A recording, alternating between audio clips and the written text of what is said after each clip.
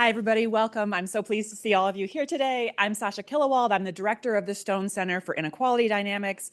For those of you who are new to our center, we are a multidisciplinary group of social scientists who are interested in studying inequality. If you think you would like to hang out with us, you are welcome to. We do not card your inequality credentials at the door. We do events like this. We do writing retreats. We offer grants to students and to faculty both. If you'd like to hear more from us, please don't hesitate to ask me after the talk, or if you sign in at the back, we'll make sure to be in touch with you also, and you can follow up however you like. A few logistics before we start. If you have a clarifying question during the talk, something that's specific, like what is the y-axis, or did you say household or income or individual, go ahead and ask that question. All of your more substantive questions, please wait until the end. We'll do Q&A at the end, and we will pass around this microphone. I know it's a pain to wait to get the microphone in your hands, but it really helps, especially the people who are on Zoom today. So Joe, if you can call on people in like an orderly fashion spanning across the room, that would be super helpful. And then Nicole will bring a microphone to you. If you're joining us on Zoom today and you have a question, just go ahead and type your questions into the chat and we'll make sure to read them out here. Great. All right, with those preliminaries out of the way, it's my pleasure to introduce CID's very own Joe LaBriola. Joe was recruited to Michigan in 2022 for his expertise in the study of housing following a national search. His research has appeared in top sociology journals, including American Sociological Review, Social Forces, and Social Problems, and has been recognized with awards from the family section of ASA as well as IPUMS. Joe's research uses quantitative methods and a combination of survey and administrative data to study the role of housing in generating U.S. inequality, especially racial inequality and wealth. Joe goes beyond the micro-level foundations of wealth accumulation favored by stratification scholars like income and so forth, to really think about the ways that these macro-level characteristics ranging from tax policy to the COVID-19 pandemic to land use regulations, shape people's ability to accumulate wealth and shape inequality in those opportunities. So in this way, his research really bridges between classic stratification and demographic approaches to studying inequality and the insights of political and economic sociologists. So thank you all for joining us, and please join me in welcoming Joe. Great. Thanks, Sasha, for that very generous introduction. Thanks to all of you for making it out here on this snowy January day. I'm really excited to have the opportunity to talk to you about my research today on the tax treatment of housing as a source of racial inequality. So my research agenda on this topic is motivated by kind of two broader trends in the United States over the past 50 years. One is the dramatic rise in house prices. So this graph is from the Federal Housing Finance Agency's House Price Index, tracking inflation-adjusted house prices in the United States from 1975 onwards. And we can see some ups and downs in this graph, but overall, over the past 50 years, real house prices have more than doubled. Second is that even alongside this huge rise in house prices, gaps in homeownership between socio-demographic groups in the United States have remained persistently wide. I'm focusing here on white-black gaps in this graph. That's a focus of a lot of my research and kind of the main gaps I'll be talking about today. So this graph shows data from the census. The white homeownership rate is in maize. The black homeownership rate is in blue. And we can see from 1970 to 2020, there's really not a whole lot of change in white-black gaps in homeownership. White households have a homeownership rate that's hovering around 70%. Black households is a little bit over 40%. So these two trends kind of motivate my interest in analyzing housing as a form of cumulative advantage in the United States. So roughly speaking, cumulative advantage processes occur when favorable initial positions like homeownership become a resource in the production of future relative gains. So the study of cumulative advantage processes has a long history in sociology, dating back at least to Robert Merton's study of scientific careers. He coined the term the Matthew effect, where he found that scientists that received acclaim early on in their careers tended to receive further gains from their future work, more so than scientists that did not receive kind of the early acclaim in their career. And so sociologists have studied cumulative advantage processes in several domains, so work and careers, schooling, child development, neighborhoods. And my research focuses on cumulative advantage processes in housing, namely analyzing how rising house prices over the past 50 years have driven the largest economic benefits to groups with high home ownership rates. So this graph on the right, it's a little small, but hopefully you can see it, shows the main finding from an article that I published in 2024 in the journal Social Problems, where I use a counterfactual simulation to assess the effect of rising house prices on the white-black wealth gap from 1984 to 2021. The main finding is that rising house prices explain most of the growth in the median white-black wealth gap over this period, and that the main mechanism driving this process is white-black gaps in home ownership rates. So my current work is really turning towards the role of housing policy and examining how the state is driving cumulative advantage processes through policies that subsidize home ownership and fuel house price growth. So the work I'll talk about today, racial inequality and the tax benefits of home ownership, I see as sitting at the intersection of two different literatures in the social sciences. One literature, the racialization of tax policy, highlights how the tax code is structured to provide benefits to certain racial groups over others. And a second literature examines racial inequality in the wealth benefits that households receive from home ownership. So the literature on the racialization of tax policy focuses on what I call racialized tax policies. So these are race-neutral tax policies that have racially disparate impacts because of racial inequalities and the factors that drive tax liabilities. So in her seminal 2021 book, The Whiteness of Wealth, Dorothy Brown argues that racialized tax policies exist because the federal tax code was designed with white taxpayers in mind. So our modern federal income tax system, passed by the Revenue Act of 1913, was passed by a Congress that had no Black representatives or senators. So my research focuses on what I see as two underexplored questions in this literature.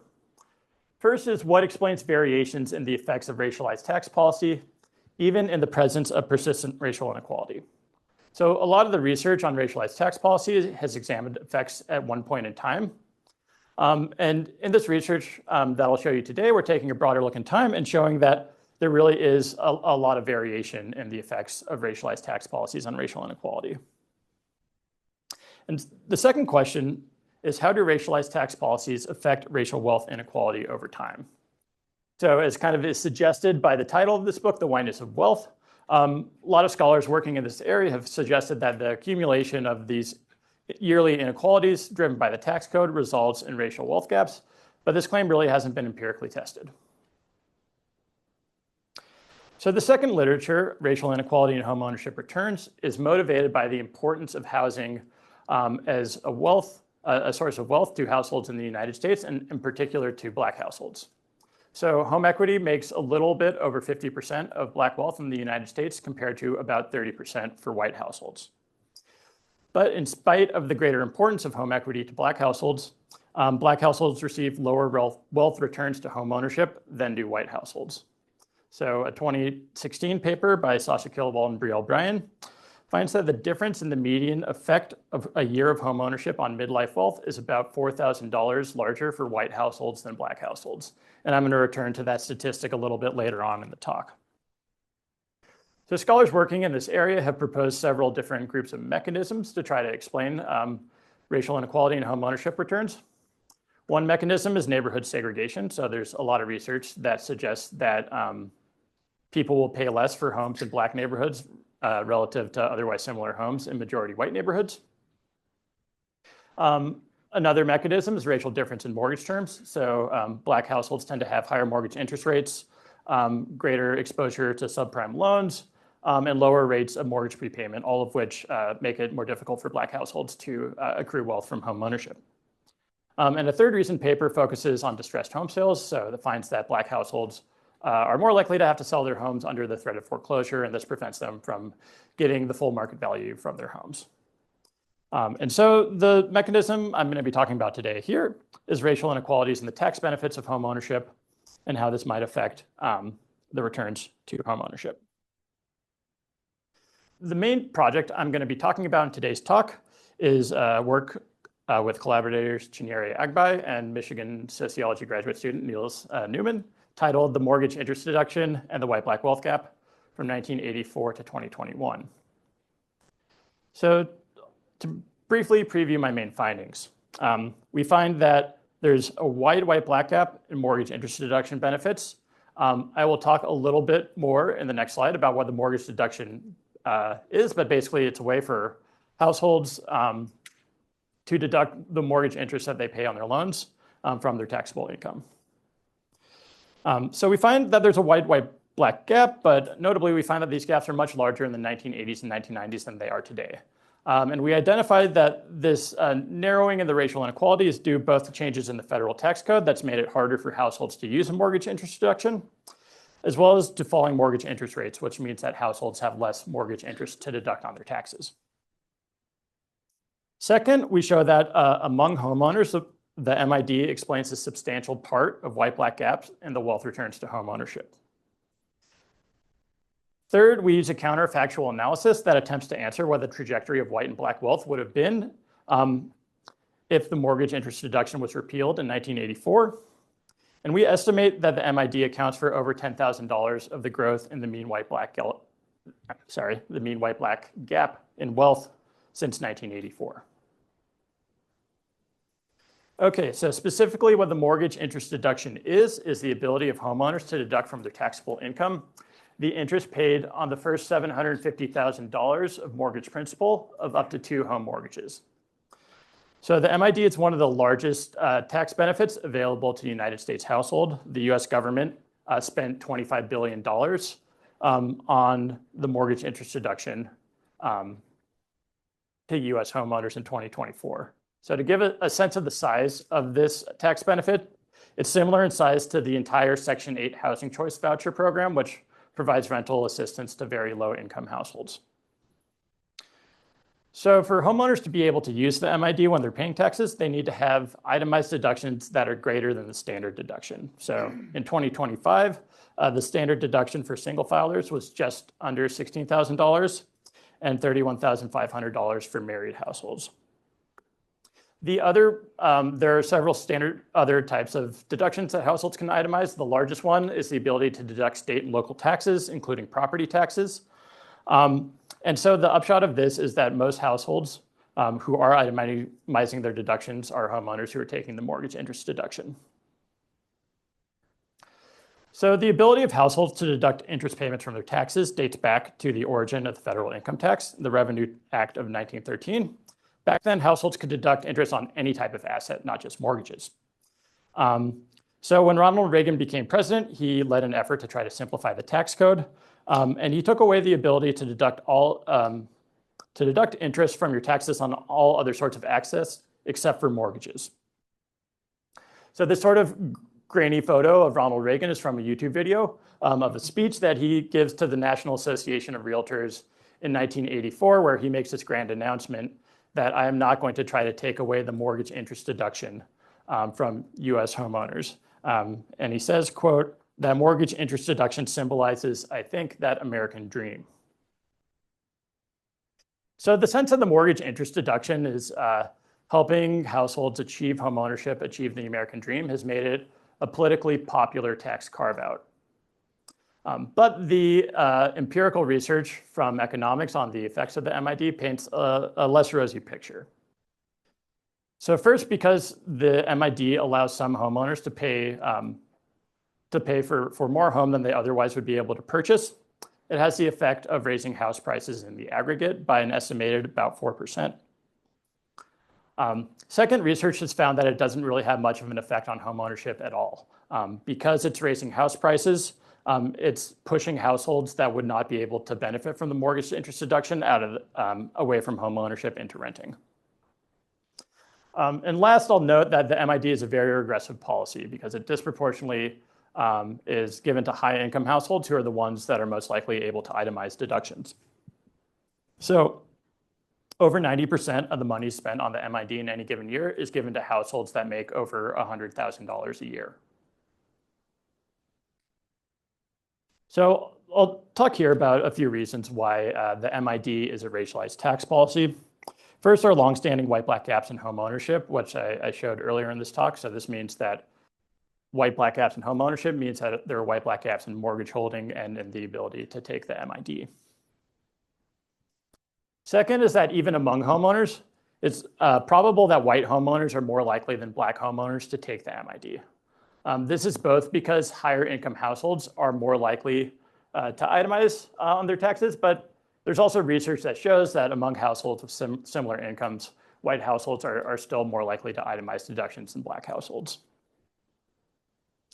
So this graph I'm showing here shows white-black inequality and self-reported rates of itemizing deductions in the panel study of income dynamics, which many of you are familiar with in this room. It's the data set that I'll be using in most of the analysis later. So we see here that before about the Great Recession or so, about 40 to 50% of white households are itemizing deductions compared to about 20% of black households. In 2017, the rates of itemizing dropped pretty sharply for both white and black households. This is a result of the 2017 Tax Cuts and Jobs Act, which was passed in Trump's first term. I'll talk a little bit more about why that's the case in a second. Okay, and so third, even if we're looking at homeowners who are receiving the mortgage interest deduction, there's good reason to believe that white homeowners are going to receive larger benefits from the MID than black homeowners. So again, one of the main reasons for this is because there are white-black gaps in home values. White homeowners tend to own more expensive homes and have larger mortgages than black households. But in addition, even if white and black households are paying the same amount of mortgage interest and are able to deduct the same amount of mortgage interest from their taxes, white households tend to have higher marginal tax rates on average because they're higher up in the income distribution. And this means the benefits that they're getting from deducting their income is going to be a little bit larger.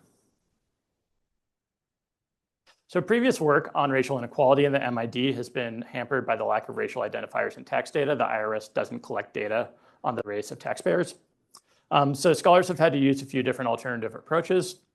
One is to use estimates of MID benefits by zip code or income bracket and then map that onto estimates of racial inequality.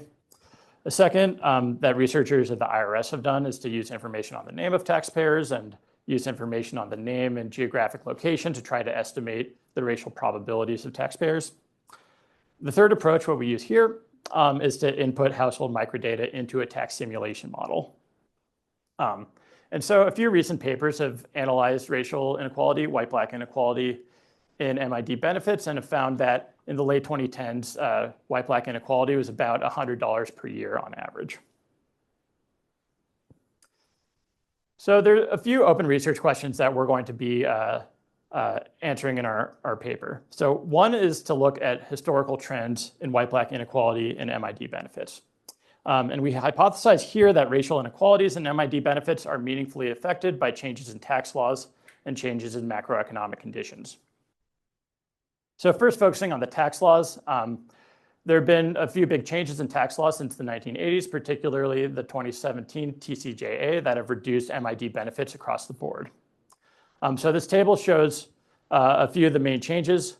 On the left here, we see that the standard deduction in real terms is 3 times higher in 2020 than in 1984. So that was something that came from the 27 Tax Cuts and Jobs Act, which doubled the standard deductions for all taxpayers. This led to about a 60% reduction in itemizing rates. Second, in 1984, households could deduct all of the mortgage interest they pay from their taxable income. And now it's limited to the first $750,000 of your mortgage principal. And finally, households that are in the top tax bracket pay a much lower top marginal tax rate, and you need to earn a lot more money to be in the top tax bracket. So that just means that the benefits that households that do deduct mortgage interest are lower than they used to be. So the second change is that mostly that mortgage interest rates are much, much lower now than they were in recent decades. So this graph also shows data from the PSID looking at the average mortgage interest rate among PSID mortgage holders. The PSID has self-reported data on mortgage interest rates from 1996 onwards. Before that, we used data on the year that the mortgage was originated to assign the average mortgage interest rate to those households. And we see here a fairly steady decline over time. So the average mortgage interest rate was a little bit over 10% until the early 1990s. In 2021, it's below 4%, which kind of happened after mortgage interest rates crashed during the pandemic, and a lot of households were able to refinance. Okay, so in addition to analyzing the historical trends and the causes of historical inequality and MID benefits, we're also interested in within-year inequality and MID benefits and understanding why this happens. So we break down kind of three groups of causes that map onto the reasons we thought earlier why the MID is a racialized tax policy. So home ownership, rates of taking the MID conditional on home ownership, and the size of MID benefits conditional on taking the MID.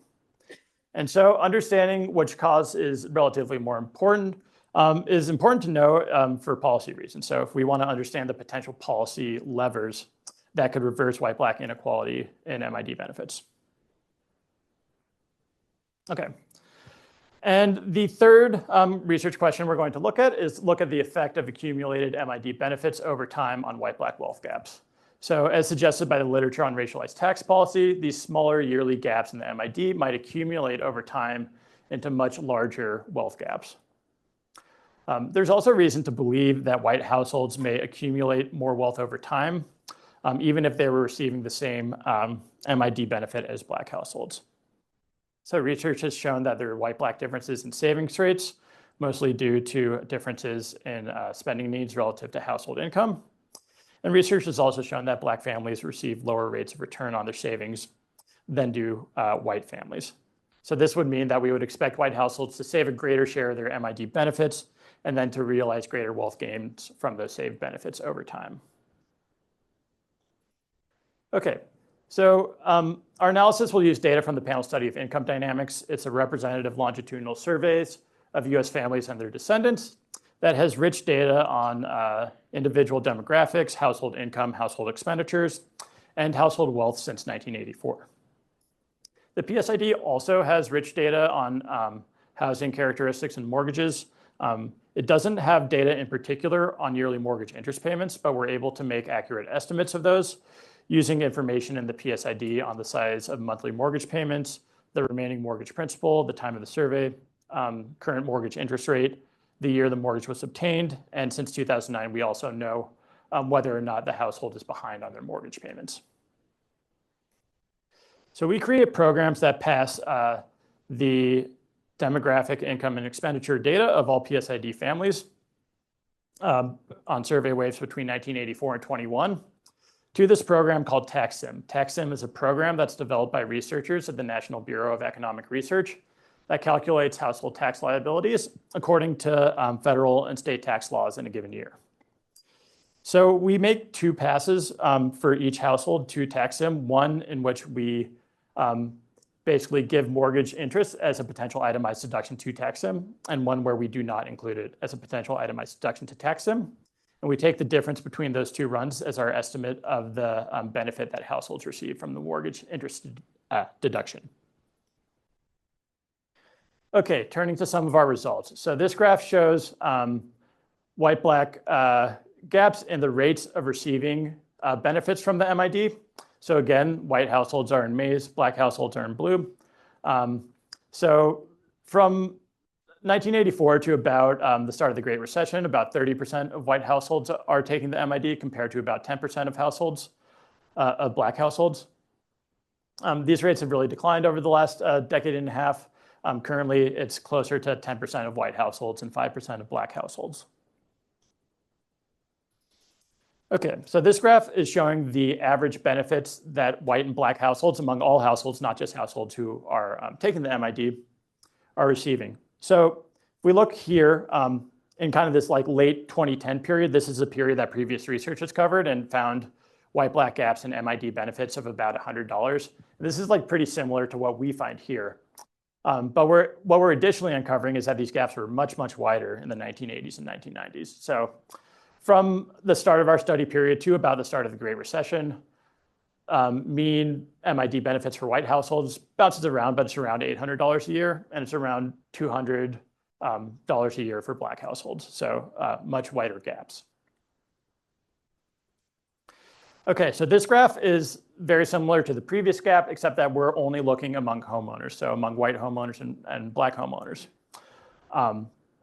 And so the average benefits are a little bit higher when we focus on homeowners naturally. The reason why I'm showing this graph is because it allows some sort of a comparison to the previous research that has looked at racial inequalities in the wealth returns to home ownership. So Killawall and Bryan estimate that the median white-black gap in the returns to home ownership is just under $4,000 between 1968 and 2007, so the area in white. And we show that over this time period, the mean white-black gaps and MID benefits is a little under $800, so about 20% of the wealth returns to home ownership. So this suggests that the MID is playing a substantial role in explaining the wealth returns to home ownership or racial gaps in the wealth returns.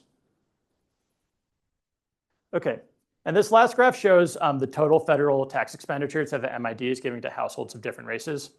So naturally, white-black inequality in this is much, much larger than white-black inequality in average benefits received because there are many more white households in the US than black households.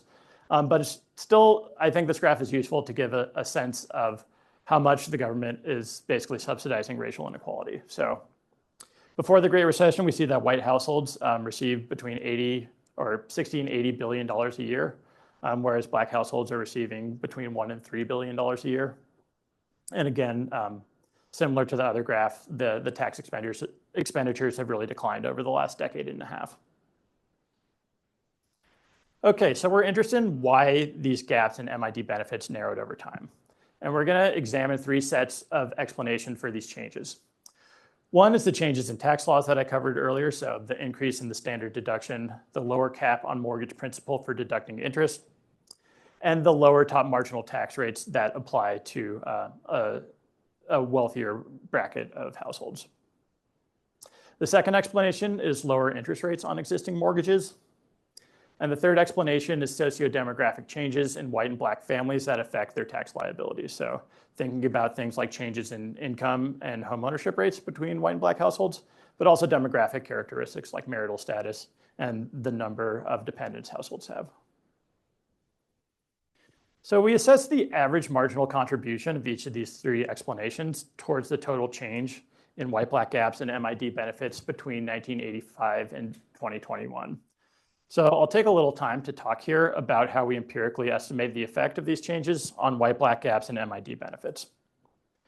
So first, to assess the effect of changes in tax laws, we use a 1985 PSID wave and pass that to TaxSim, but we change the year variable that's input to TaxSim from 1984 to 2020. And that year variable governs the tax policies that TaxSim uses to calculate the tax benefits. We also make sure here to inflation adjust all the figures because things like the standard deduction and tax brackets are adjust over time to account for inflation. So second, to account for changes in mortgage interest rates, we replace the interest rates of mortgage holders in the 1985 PSID wave with rates that are sampled from the distribution of mortgage holders in the 2021 PSID wave.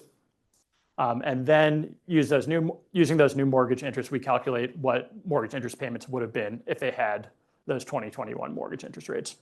So because this is sort of a random process, we basically do a few runs to just make sure that this is not super sensitive to the specific interest rates we're assigning to specific households, and the variance is very small, but the results I'm presenting are from kind of an average. Okay, and third, to look at the difference, how changes in white and black families themselves over time have affected changes in white-black gap and MID benefits. We use families from the 2021 PSID wave instead of the 1985 PSID wave, but we make sure to keep the mortgage interest rates at the 1985 level and keep the tax year in 1984.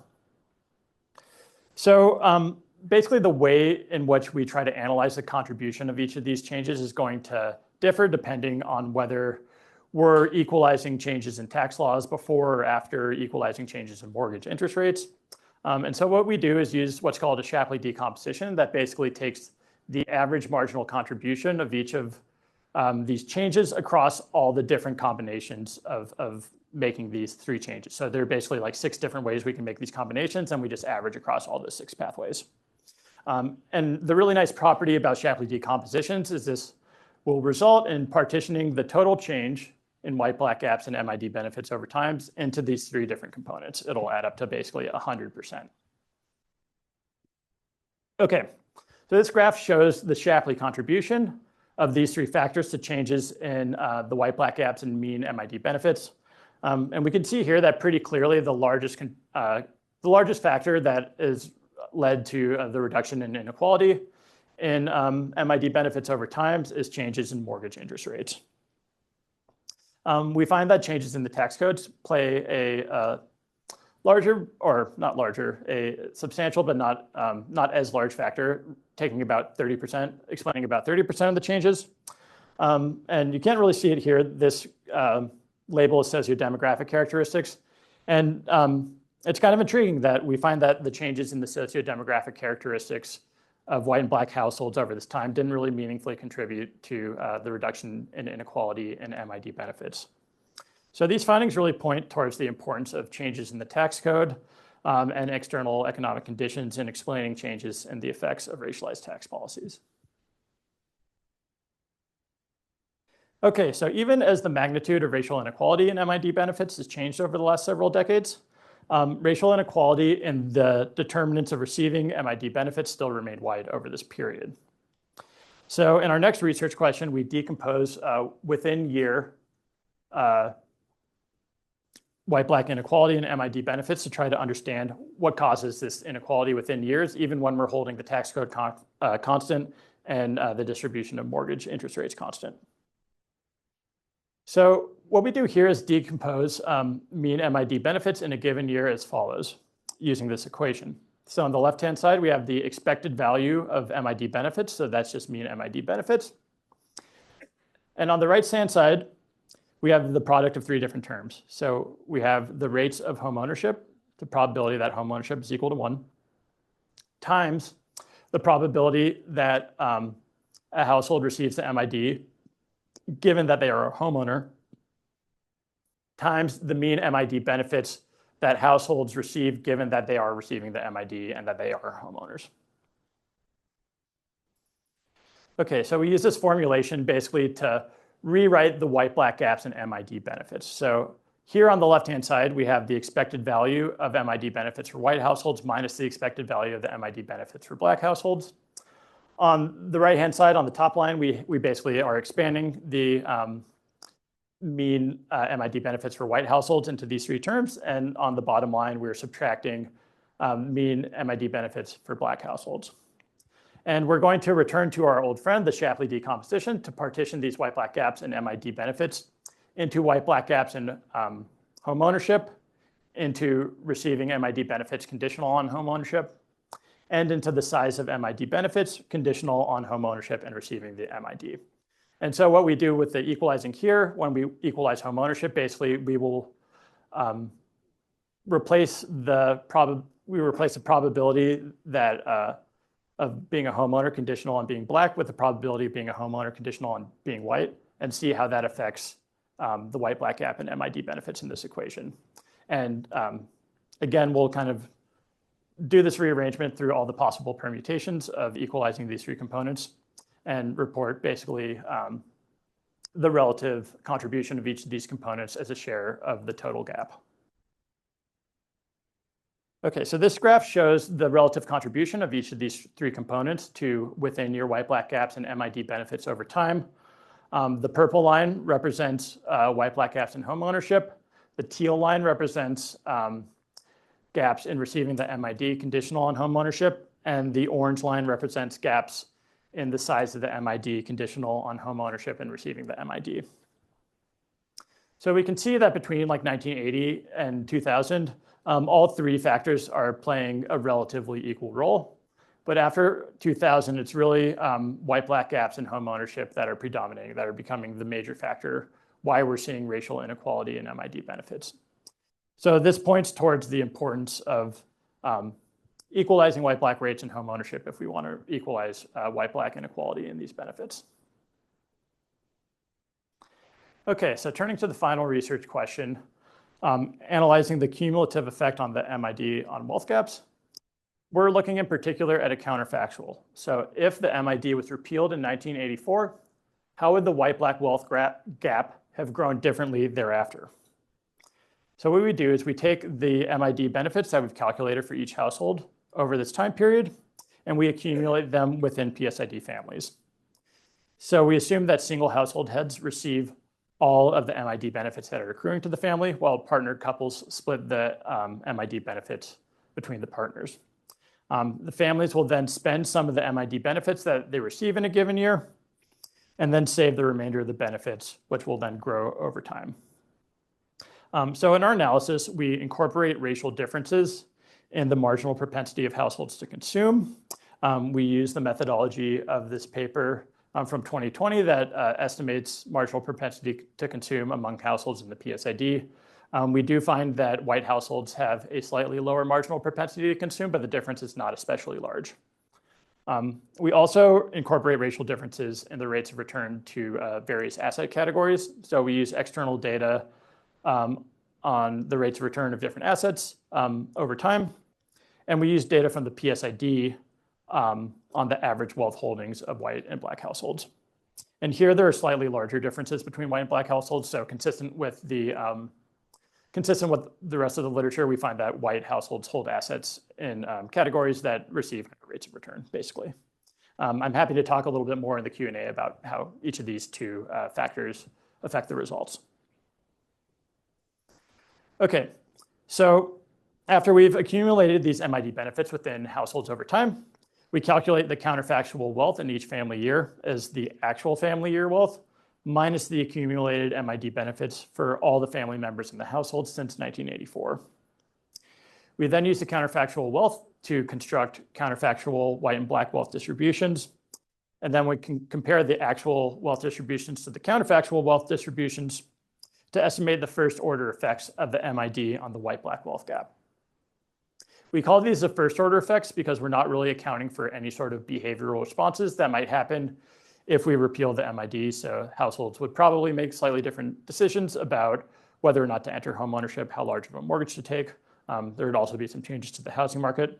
I'm happy to, I'll talk a little bit more about I can speculate more in the Q&A about how this might affect our results. Basically, we think that if we accounted for these second order effects, it would probably result in a slightly wider estimate of the effect of the MID on white-black wealth gaps. Okay, so this chart shows the contribution of the MID to the white-black wealth gap from our simulation estimates. The purple line shows basically the contribution for each PSID wave with wealth information since 1984. And we estimate that the MID has led the white-black gap in wealth to grow, the mean white-black wealth gap to grow a little over $10,000 from 1984 to 2021. So to put this in context of the size of the white-black wealth gap, this is a little bit under 3% of the growth in the white-black wealth gap since 1984. So we also look at the effect on the median white-black gap in wealth. It's not like totally clear that we would expect there to be an effect of the MID on the median white-black wealth gap, because if the MID, fewer than half of households in any given year are taking the MID. So if these are all like the wealthiest households, then we wouldn't see an effect on the median. But we actually do. We see that the effect is fairly sizable. It's a little under $7,000, and it's a little bit over 7% of growth since 1984 in the median white-black wealth gap. Okay, so to put these, how should we think about the effect of the MID on white-black wealth gaps? So like on the one hand, these effects might seem a little bit underwhelming because we've talked about how much money the government spends on the MID each year and how regressive the MID is. On the other hand, the MID is just one mechanism in a constellation of other structural factors that drive racial inequality and wealth in the United States. So factors that are related to employment and income, savings and inheritances, family structure, education, housing, and neighborhoods. So given that there are all these different factors that there's racial inequality in that drive racial inequality and wealth, we think it's fairly notable that one specific tax policy is actually making a difference that we can pick up in contributing to the widening white-black wealth gap over the last few decades. So to understand how we can make progress on closing racial wealth gaps, I argue that scholars should do similar sorts of analyses when possible to try to tear apart the growth in the white-black wealth gap into all these different components. So we also saw that there has been a pretty sharp reduction in racial inequality in MID benefits over time. Should we expect this to continue? So in July of this previous year, Trump and the Republican Congress passed a new tax law, the One Big Beautiful Bill Act, OBA. It has several provisions that we think will increase the likelihood that households will take the MID. So the most notable one is that households can now deduct up to $40,000 of state and local taxes instead of $10,000. And again, because property taxes count as state and local taxes, this should make a lot more homeowners more likely to take the MID. Taxpayers can also deduct up to $25,000 of tips, overtime compensation, and now car loan interest. So now mortgages are not the only type of asset that households can deduct interest on loans from. There are a couple of provisions in OBA that will decrease the likelihood that households could take the MID. So there's a slight increase to the standard deduction for all taxpayers. There's a larger increase for older taxpayers. This probably won't affect the likelihood of taking the MID that much because older taxpayers, for the most part, a lot of them already own their homes and so don't have mortgages. So we anticipate that the likely effect is that OBA is going to increase its share of taxpayers that are itemizing on their taxes. And this will lead to wider white-black gaps again in MID benefits because, again, white households are still best positioned to benefit from the MID. Okay, so I see our findings from this project as having three main theoretical contributions. So first, we show that the effects of racialized tax policies are contingent on external, institutional, and macroeconomic conditions. So notably, even though we saw a period of relatively constant racial inequalities in the factors that are affecting tax liabilities, we show that the inequality in MID benefits narrowed substantially as a result of changes in the tax code and falling mortgage interest rates. Something else that is interesting is that we also show that race-neutral tax reforms like the 2017 Tax Cuts and Jobs Act, which presumably was not something that Trump did to reduce racial inequality, did have the effect of inadvertently mitigating racial inequality, at least in this specific context. Second is that we provide a novel explanation for racial gaps in the returns to home ownership. So we show that on top of these factors that have been talked about in the literature, so racial differences in neighborhoods, racial differences in mortgage terms, racial differences in foreclosure, that fiscal policy really matters for understanding racial inequality and the returns to home ownership. And finally, we identify that the tax code is a source of durable categorical inequalities in the United States. So as the literature on racialized tax policies has suggested, we show that longstanding group-based differences in the ability to benefit from tax provisions can lead to meaningful group-based differences in household wealth. And this suggests that we should pay increased attention to how the state is shaping wealth inequality through fiscal policy. So I'll close here talking a little bit more about my other research that I'm working on that is analyzing broadly housing as a source of cumulative advantage. I have some additional work on the tax treatment of home ownership with Rob Manduka from the Sociology Department, Pablo Mitnick at CID. We're working with our fabulous JPR, Eunice Ajapong, on inequalities in property taxation by homeowner age and race. So in particular here, we're looking at state and local policies that basically limit the growth in property taxes for incumbent homeowners while making new homeowners have to pay full property taxes relative to the market values of their homes. And so we can easily imagine how this might lead to age-based inequalities in the amount of property taxes that people have to pay. And we're also interested in trying to understand, does this lead to racial inequalities in property taxation as well? Second, I'm also interested in policies that I call residential growth controls. It's sort of a catch-all term for a variety of policies that states and cities implement to basically make it more difficult for housing supply to respond to increase in response to demand for housing. In a paper I published in 2024 at Housing Policy Debate, I look at the spread of residential growth controls in California. and try to understand their causes. And I find evidence that, that municipalities use residential growth controls as a way to exclude Black residents at a time kind of after civil rights legislation made it difficult to explicitly encode racial segregation between cities. I also have a paper in preparation with Margot Jackson analyzing how residential land use regulations affect child homelessness rates. And we basically find that there's a positive relationship that is driven by the effect of residential growth controls on house prices. Finally, I'm co-investigator on the wealth and mobility study here at CID, where we're taking a lot of information from IRS tax form returns, as well as machine learning estimates of home values that are trying to provide information on the levels and changes and inequality in wealth and income across the United States at very fine geographic levels. So when this project is finished next year, which we're hoping for, I'm hoping to use this data to try to understand a little bit better the role of housing wealth in explaining local wealth inequality. Thanks so much for listening, and I'll stop here. Looking forward to taking your questions. This was awesome. Thank you so much. Maybe this is more of a clarification question, but I'd ask you to go over some of the assumptions of the tax sim method. Like, is it basically assuming a perfect CPA that's going to get you to maximize the return you could get? Yeah, that's a really good question. Yeah, so basically tax sim is assuming that households are making the optimal decisions in estimating their tax liabilities. There might be a little bit of concern that households are, that this is not really reflecting what's going on in the real world. If, some households, maybe there's differences in financial literacy between groups, and some households are not going to itemize when they could. I actually have a cool slide that tests this assumption.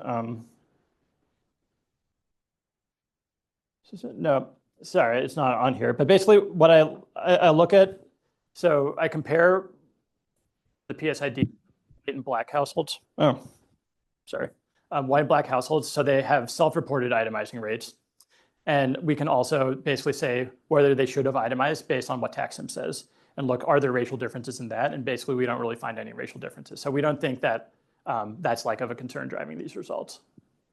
Thank you. I am curious, are there any, so I'm kind of curious, in the variation among these groups, is there any subgroup if you look at any subgroup for which they reach parity or they narrow the gap with white Americans? I would imagine perhaps Black immigrants, but I know PSAD does not. Yeah, I think that would be something good to look at. So scholars, you can also basically use things like the ACS to try to estimate inputs to tax, and that's what some other scholars have done. And it doesn't allow you to take the longitudinal perspective that we do here in the sense of accumulating wealth within households, but that would allow you to basically look at subgroups a little bit more closely. I would imagine that, so generally Hispanic home ownership rates and Asian home ownership rates tend to be in between white and Black home ownership rates. So I would expect the gaps are a little bit smaller there as well. And I would also expect that there are certain Black immigrant groups that have much higher rates of home ownership that we would see gaps for. But we've only basically looked in white and Black Americans in the PSID. That's mostly for sample size reasons because the PSID doesn't really do very well with capturing Black or Hispanic or Asian Americans.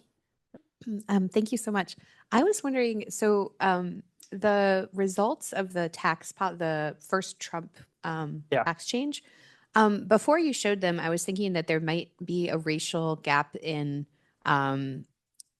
propensity to refinance around the pandemic, which could, if white families were more likely to refinance, could potentially make it so that that gap could, if I'm thinking, go in the other direction. Oops, did that turn? Okay, it's still on. And so I was wondering whether you looked at that, or if you have the ability to look at that. Yeah, so we would have the ability to look at that. Basically, we could kind of look at so you can definitely look at racial differences in refinancing. I think there is some evidence that white households are more likely to refinance when they're favorable interest rate environments. So right, like everybody was refinancing during the pandemic. Yeah, so I guess you know, you can kind of see this reduction here, and like the trend lines are like pretty. So this is 2019 and this is 2021. So that's like kind of the period that spans the pandemic. The lines look fairly similar. You can, you know, maybe see something there. You could definitely look at the PSID, or there might also be other data sources to try to see if there's racial differences in refinancing or in you know, reducing interest rates over this time period. The one thing I will say is that so when households refinance, they tend to be, you're taking a new mortgage, and so you're paying like much higher interest payments on your mortgage. So even if you're paying like your monthly payment is less, it might be more interest payments. So you might actually not be losing, you might still be able to deduct a lot of interest. Thank you, Chris. He really appreciates the empirical rigor and importance of the RQs. I am unclear on the theoretical contribution, slide 39. Given the presentation of hypotheses, your intellectual burden is to state what theories, or at least specific theoretical assumptions or claims, must be updated based on your findings. Can you elaborate on what you believe is the most compelling statement of theoretical contribution, or would you prefer to emphasize the policy implications as the contribution? I can see a case for both, but your study. I know I sound just like him. Thanks, Chris. Great. No, I appreciate that. I always appreciate the kind of push for more theoretical elaboration. So you can definitely see some of these things as kind of more policy implications, like, you know, that we should pay attention to the tax code, that fiscal policy matters for wealth inequality, things like that. I would say that the theoretical contributions relative to like the study of racialized tax policy and racial gaps on the returns to home ownership, you know, we're not necessarily saying, I think, that people that have worked on this before are doing anything wrong in particular. It's just that, like, I mean, in particular, the study of racialized tax policy, there's really been, people are kind of really doing these point in time analyses of racialized tax policies. And so we kind of see ourselves as treading a little bit of new ground in this field. And so I guess the theoretical contribution is not trying to say that like other people are like doing this wrong, or just saying like maybe they haven't looked at it. And when you look at this like broader time period, like you also are going to need to kind of consider the broader environment instead of just the demographic characteristics in particular. And you know, I think this might be a little bit more of a theoretical contribution, or a reminder for scholars that are kind of working in the social stratification area, that are really focused on kind of the inequalities and the socio-demographic characteristics as like the important driver of inequalities and outcomes. So I'm curious about the fact that changing socio-demographic characteristics explained so little of the gap, the white-black gap. Is this because that these differences across Black individuals and white individuals has like remained constant over time, or is it the case that things like, you know, like education or having a two-parent household, things like that, are like less significant for this specific gap? yeah, so that's a good question. So I think it's probably a mix of both. So, you know, the slide that I showed at the start of the talk is that like white-black home ownership rates have been pretty constant over this time period. So it's unlikely that changes in like mortgage holding in particular are going to be affecting the gap. You know, there have been, you know, some demographic changes in terms of family structure. You know, I feel like I should know these stats a little bit better, but you know, there have been some white-black income changes. My sense is that they've not been huge over this time period. But you're also right that it could be that just even if there are changes in these factors, because of declining interest rates and because of the changes in tax policy, it's not really making that big of a difference, because these factors just don't result in people taking big benefits from the MID anymore. So this one's from Charlie Brown. When public finance economists think about tax treatment housing, the main difference between the existing system and an ideal one is that we don't tax the income that comes in the form of services from the house living rent-free. In their ideal system, we would tax the service value of owned housing, but then allow deduction of mortgage interest, i.e. treat housing like any other investment. So thinking about the racial implications of not taxing imputed value of housing might be an interesting direction to go. Yeah, that's an interesting idea. I'm not as familiar with that public finance literature, but it does seem plausible to me that if you implemented that, that would reduce racial inequality in the tax treatment of home ownership if homeowners are taxed on the roughly value of the housing they consume, if that's roughly proportional to home values. Another thing that a lot of, I think, tax scholars talk about with regards to housing and like optimal taxation is like if we tax the land relative to the improvements, so having a land value tax. I can't really speculate off the top of my head how that would affect racial inequality. I think if you have a land value tax, that's making the system a little bit more fair so that like households aren't able to kind of, there's a lot of concern that there's racial inequality in property taxation because, for example, white households are much more likely to appeal when they feel like their assessed value has risen by too much, and they tell the assessor, like, I don't think this is true, and they get their assessed value reduced by a little bit. And so processes like that can lead to racial inequality in the tax treatment of home ownership as well. So I think there's some work that's kind of trying to be done to like automate those processes a little bit more to reduce racial inequality. Great. Seeing no further questions, please join me once again in thanking Joe, and thank you all for being here.